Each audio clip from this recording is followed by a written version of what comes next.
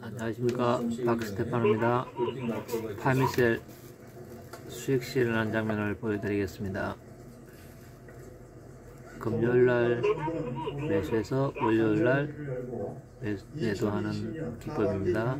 종가 매매 기법에서 월요일날 수익하는 장면을 여러분에게 보여드리겠습니다. 코로나19 대응에 있어 의료진과 방역 당국의 과거의 노력에 힘입어 다른 나라보다 빠르게 안정되고 있으나 최근까지도 국내에서 산발적으로 집단 감염 우려가 계속되고 있고 겨울철 2차 대유행을 경고하는 목소리도 있는 만큼 여전히 불확실성이 매우 크다는 점에 대해 인식을 함께 하였습니다.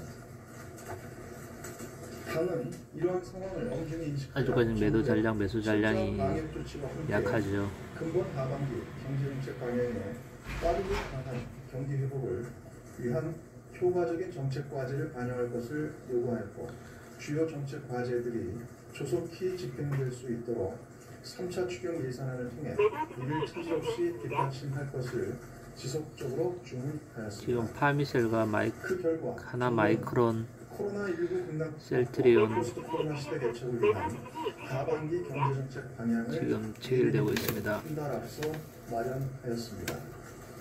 첫째, 경제위기 조기 극복을 위한 버팀목 강화를 위해 3차 추경 등을 통한 확장적 재정정책 기조를 계속 유지하고 셀트리온, 소상공인의 생존과 하나 마이크론, 이것도 금요일날 다 종가 매수했던 종목입니다. 영세 소상공인의 온라인 포로 지원 등 에코프로, 사업의 스마트화를 BM도 적극 지원하기로 하였습니다.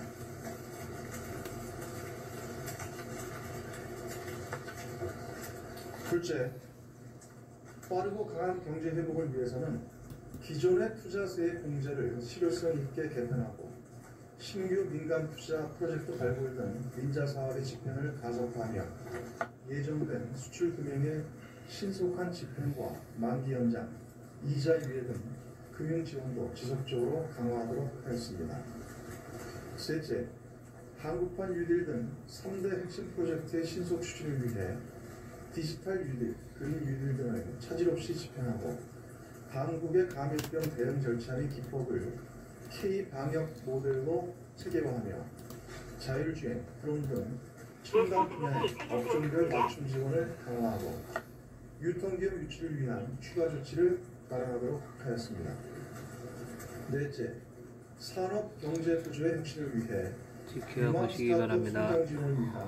K-유니콘 프로젝트를 본격화하고 지금 24,500원, 24,550원이 아주 중요한 자리입니다. 포스트 코로나 시대를 대비한 안전, 건강 등의 분야에 규제 혁신을 저 자리를 뚫으면 위로 올라갑니다.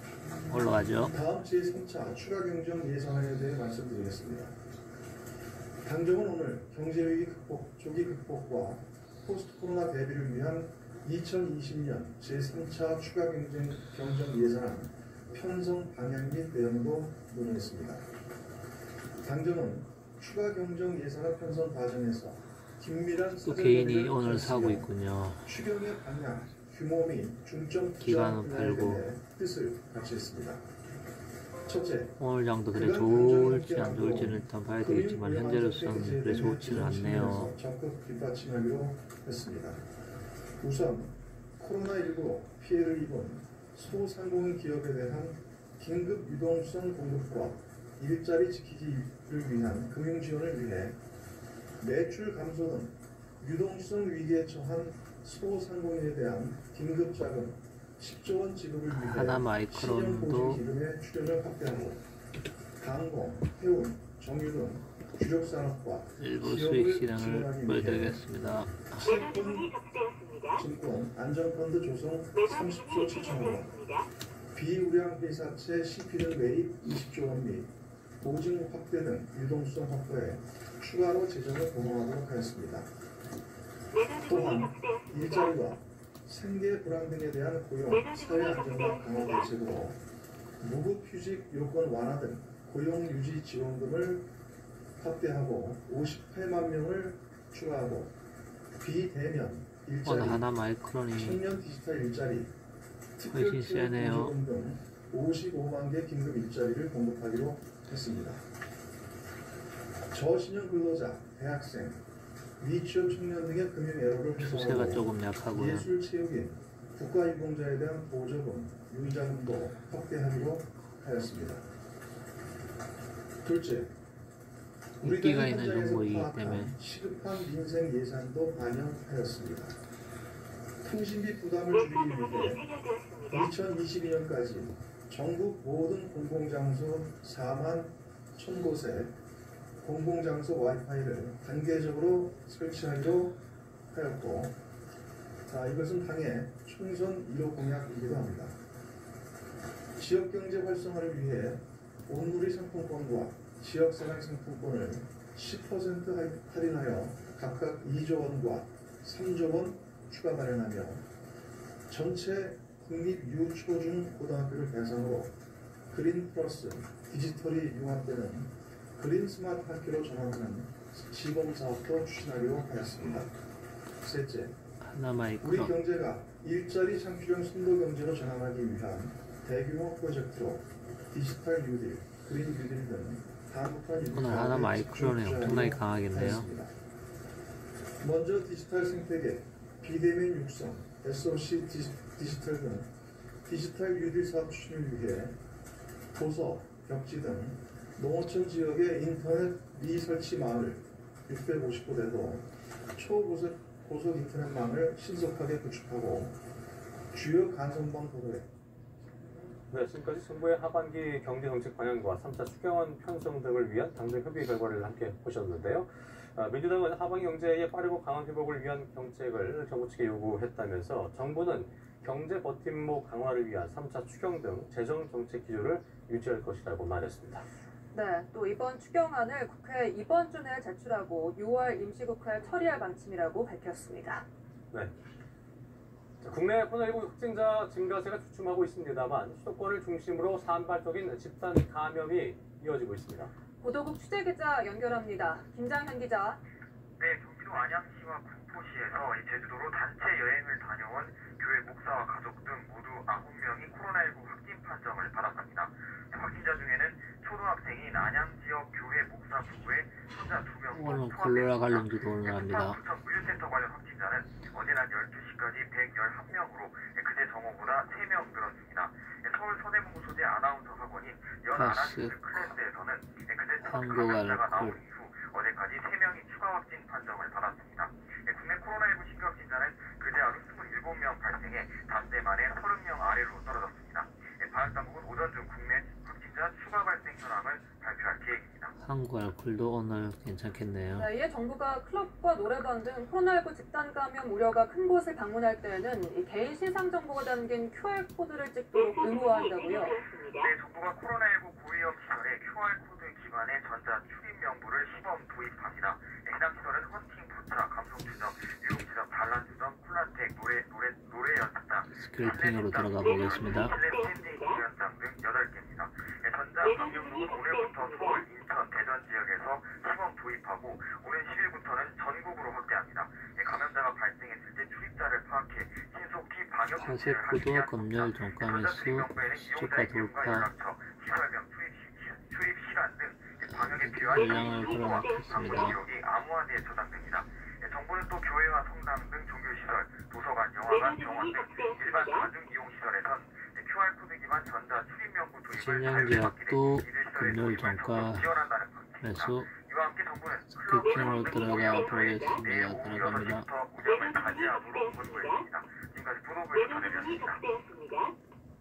부천의 쿠팡 물류센터뿐만 아니라 수도권의 다른 물류시설도 방역 수칙을 올바로 지키지 않아서 집단 감염에 취약한 것으로 확인되는데요. 이에 정부가 전국의 방역 사각지대에 대한 현장 점검에 나섭니다. 이진우 기자입니다. 방역당국이 빠르네요. 1차로 수도권 물류센터 위쪽에다 20곳에 대한 뿌려놨는데. 현장 점검을 벌였더니 방역수칙 준수를 소홀히 한 사례가 135건 확인됐습니다. 근무자들이 마스크를 착용하지 않았거나 쉬는 시간에 거리 두기를 지키지 않은 게 대표적입니다. 장비와 설비 소독이 미흡했거나 작업 신발이나 작업복을 공동으로 사용하는 것도 문제로 지목됐습니다. 통근버스, 삼천일도 휴게 공간 등 금요일날 주요 구역별로 점검을 시행하였고 소액으로는 주요 위반 사항 네. 25건에 대해서는 즉시 벌써 개선을 13% 요구했습니다. 올라왔네요. 실제 100명이 넘는 연쇄 감염을 일으킨 쿠팡 부천 물류센터의 경우 방역복과 컴퓨터 키보드 등 여기저기서 코로나19 바이러스가 검출됐습니다. 정부는 유통 물류센터를 포함해 전국의 물류시설 4,300여 곳을 대상으로 방역관리가 제대로 되고 있는지 현장 점검을 합니다. 점검 대상도 전국의 건설 제조업 사업장으로 확대합니다. 2주간 1만 5천 개의 건설 현장과 2만 3천 개의 벌써 어제 거래량을 돌파했습니다. 현장 점검에 나서겠습니다. 점진적으로 올라가고 또 소규모 있습니다. 공사 현장과 볼리즈밴드 상단을 주변 타고 식당, 점진적 인력 매매 사무소는 물론 깃발입니다. 노인을 상대로 물품을 판매하는 어디까지 소위 가는지 보세요. 떡다방에 대한 방역 관리도 강화하겠다고 밝혔습니다. 또 앞으로 2주간 콜센터나 IT 업종 등 노동 밀집도가 높은 시설에 대한 자체 점검도 요청할 네, 계획입니다. 삼천리 자전거도 그런 방역 게 관리가 팔리고 미흡하다고 있군요. 판단되면 불시 점검을 실시할 방침입니다. 정부는 집단 감염 확산을 막기 위해서는 코로나19 고위험 시설의 방역 수치 준수가 중요하다며 방역 관리를 강화하겠다고 밝혔습니다. 연합뉴스 TV 이진우입니다. 코로나19 재확산 우려가 여전히 가시지 않고 있죠. 산발적으로 확진자가 발생하고 이를 통한 N차 감염 사례도 나오고 있기 때문인데요. 이 방역당국뿐만 아니라 경찰 역시 확진자와 접촉자 추적부터 이 치안 방역태세 점검 등 점진적으로 적정 올라가죠. 부분을 안게 됐습니다. 김종성 기자입니다.